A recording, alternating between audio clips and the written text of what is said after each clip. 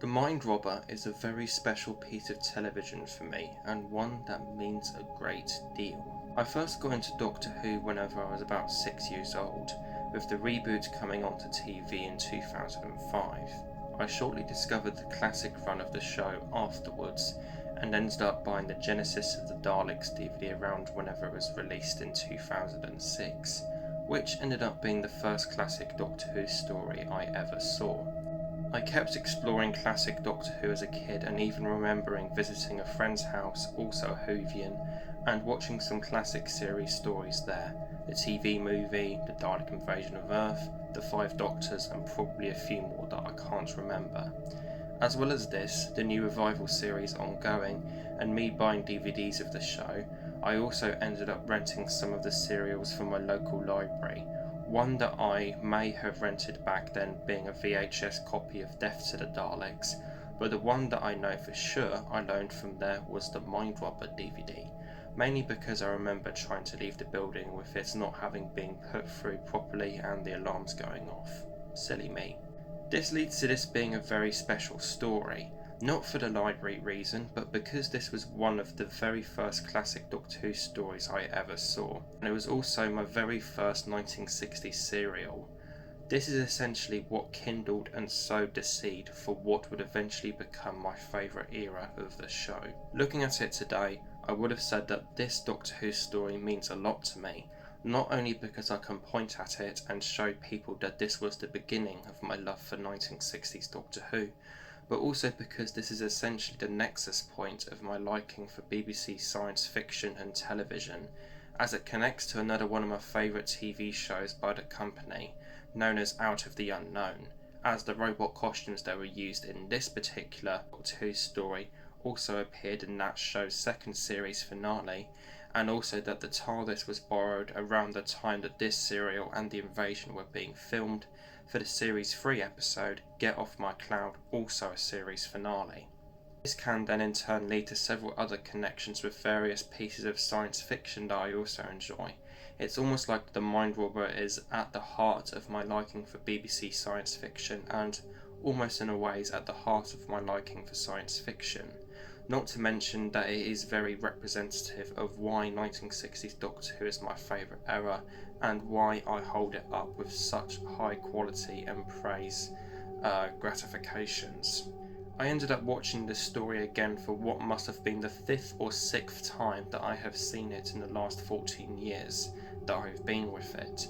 and looking at it with a critical eye, I can safely say that it is a brilliant story, and one of the very best from 1960s Doctor Who.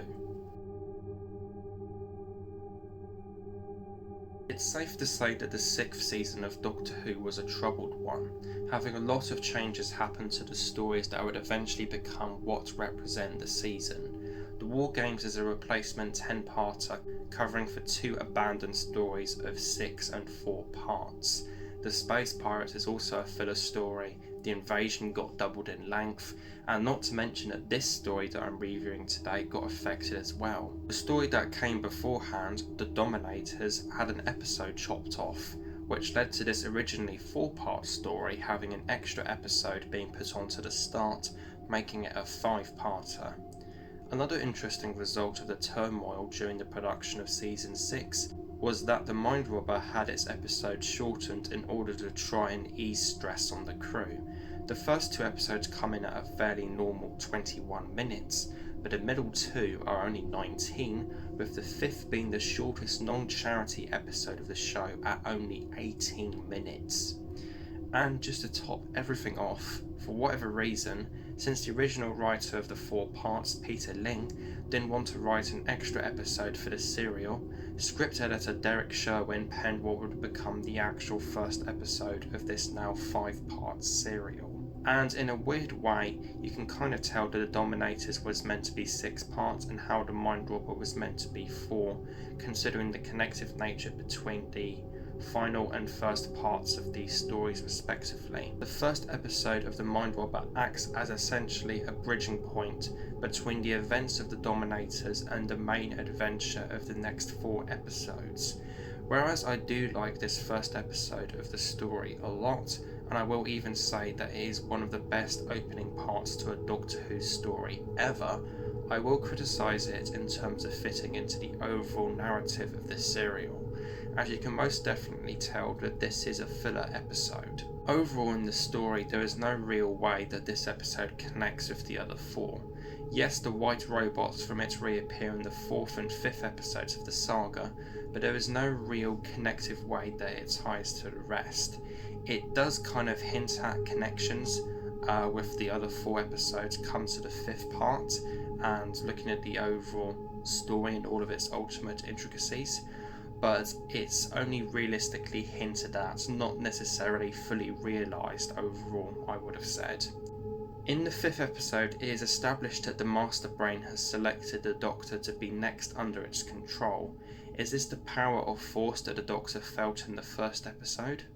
With the white robots reappearing in the closing 2 chapters, no pun intended, is this the story trying to establish that they are the minions of the Master Brain, and they can somehow penetrate this pocket of a dimension to test the Doctor, to see if he is fit for the task needed? Whereas this, I think, is what the story is trying to get at, there is no explanation within the episodes itself to establish this as being so. However, in saying that this part is essentially an afterthought, it's still absolutely brilliant. It has such a sense of unease and mystery to the proceedings, quite unlike any other episode of the 60s portion of the show, with the Force, presumably the Master Brain, tricking Jamie and Zoe by showing them on the TARDIS scanner what they would like to see outside, after the Doctor has told them that they have landed nowhere. This is one of the main moments of what is such a surreal and dreamlike episode, which has other fantastic moments to it, such as the encounter with the white robots, the Doctor stepping out of the TARDIS into the void with a unique white TARDIS being shown in this shot, not to mention one of the most profound cliffhangers in the show's history. The following 4 episodes are pretty different to the first, now taking place in the land of fiction, a place where anything and everything is possible. The 2nd episode primarily follows the Doctor as he tries to find his companions, with this instalment having the main setup for the story, featuring all sorts of bizarre and psychedelic events, such as the incorrect reassembling of Jamie's face, leading to the fill-in for Fraser Hines, who had contracted chickenpox at the time, with Hamish Wilson, the Doctor solving various riddles leading to finding Zoe in a giant glass jar, the establishment of who is now commonly dubbed the Master of the Land of Fiction, to save confusion with the reoccurring villain of the same name, who would later debut in Season 8, not to mention the fantastic idea of a forest of words, which has trees that are actually letters. However, episode 2 is only the start of the 4 episodes that make up the primary narrative bulk of this story, and they are a brilliant and well-made quartet overall, featuring many wonderful moments of psychedelia, production values, costumes and writing from Peter Link's perspective that is. There are lots of great moments and wonderful sequences throughout these episodes, and a particular one that stuck out with me was the maze in the 3rd installment, with how the Master of the Land of Fiction watches the main 3 progress, and the Doctor and Zoe's eventual encounter with the Minotaur. This episode does unfortunately end with my second and last main negative, however, and that's how the 2 eventually encounter Medusa at the end of these 19 minutes, and the Doctor tries to persuade Zoe to say that it doesn't exist, it's just a myth, a work of fiction. But Zoe is not wanting to do so because she thinks the Medusa is real, even though she overcame the unicorn and the Minotaur earlier on in the story, in similar circumstances. Seems like a bit of a forced cliffhanger to me. Another great moment that is intertwined within the whole thread of the Doctor and Zoe going through the maze and eventually coming up to Medusa is Jamie reading the ticker tape he's found, that details his 2 friends' excursion, which makes for one of the most interesting and unique episode progressions I have seen in classic Doctor Who, with the episode cutting back and forth between him reading the spiel and the Doctor and Zoe essentially acting out what he is reading, leading to the eventual cliffhanger with Medusa. There's even a small but nice bit of detail during this section as well, in that the machine has a sticker on it that says "World in Progress." The 4th episode in turn acts as a great narratival bridging point between the middle and final episodes, with other fantastic moments such as Zoe's fight with the carcass and the Doctor impersonating that character to get into the Citadel, which does remind me to an extent of similar proceedings in The Enemy of the World, particularly with his voice. Not to mention a great and unique cliffhanger that links in with the last chapter very well. The finale is nothing short of brilliant, with Peter Ling amping up the absurdity levels to the highest for the story,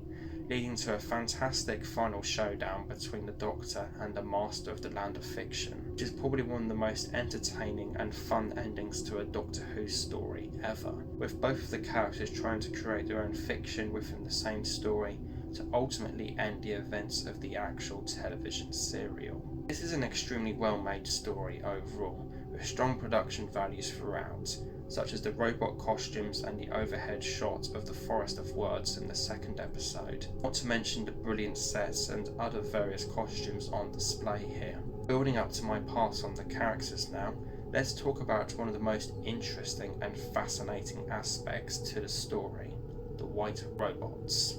For the people that haven't heard about this show, Out of the Unknown was a television anthology show that broadcasted in the mid-60s to early 70s across 4 seasons. It specialised for the most part in adaptations of science fiction stories from big writers such as John Wyndham, Frederik Pohl, and most notably here, Isaac Asimov. In the 1960s there was at least 8 television adaptations by this author's work, with Out of the Unknown housing 6 of them. The second series of the show ended with an adaptation of his story, Reason, now retitled here to The Prophet, and in it, a total of 9 robot costumes were made and used for the episode.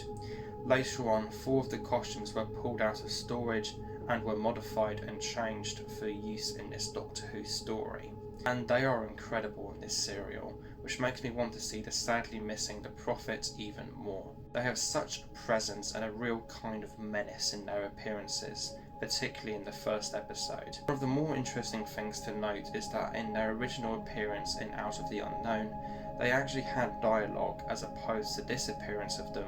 in which they are mute apart from their ambient noises. In my opinion, this just further adds to them, as it makes them so mysterious and all the more creepy.